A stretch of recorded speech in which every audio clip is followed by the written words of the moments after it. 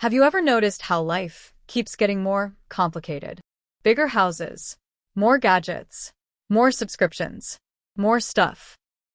And yet somehow many people feel more stressed, more distracted, and less satisfied than ever before. So it raises a simple question. Why do we need so much stuff? And perhaps more importantly, do we actually need it at all? Or could the real answer be something very different? Why we collect so much stuff? Humans have always gathered things. Thousands of years ago, it made perfect sense. More food, more tools, more resources meant better survival. But today, most people in developed countries already have far more than they need. So, why do we keep accumulating?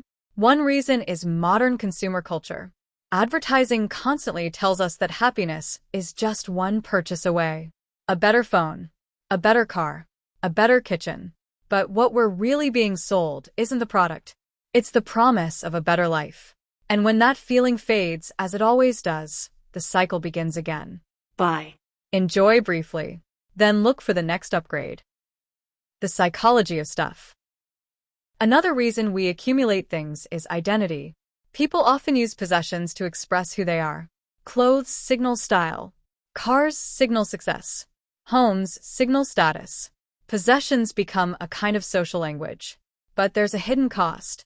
The more things we own, the more things we must maintain, store, clean, insure, and worry about. Instead of serving us, our possessions slowly begin to own our attention. Many psychologists now describe this as the clutter burden. More objects, more decisions, more mental noise. The minimalism movement. In response to this overload, a growing number of people are embracing minimalism. Minimalism isn't about living with nothing. It's about living with enough, keeping the things that truly matter, and removing the things that don't. For some people, that means fewer clothes, simpler homes, less digital clutter. The surprising result? Many minimalists report feeling lighter, calmer, and more focused. When there are fewer distractions, it becomes easier to appreciate what already exists. But is minimalism the answer? However, minimalism isn't a perfect solution for everyone. For some people, it can become another form of pressure, a competition over who owns the least, or an unrealistic lifestyle that ignores family needs, hobbies, or personal comfort. The real question might not be, how little should I own? But rather, what actually adds value to my life? Because a meaningful life isn't defined by the number of possessions we have, but by the quality of our experiences and relationships.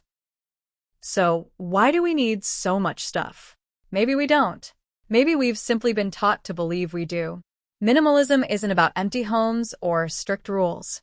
It's about intentional living, owning what serves you, letting go of what doesn't, and remembering that the most valuable things in life are rarely things at all. And maybe that's the real question we should all ask ourselves from time to time. Are we owning our things, or are our things owning us? If this video made you pause and think about the role that possessions play in your life, then it has done exactly what it was meant to do. Thank you so much for taking a few minutes out of your day to watch. And if you have your own perspective on minimalism or modern consumer culture, leave a comment below. Until next time, take care, and remember, sometimes less really is more.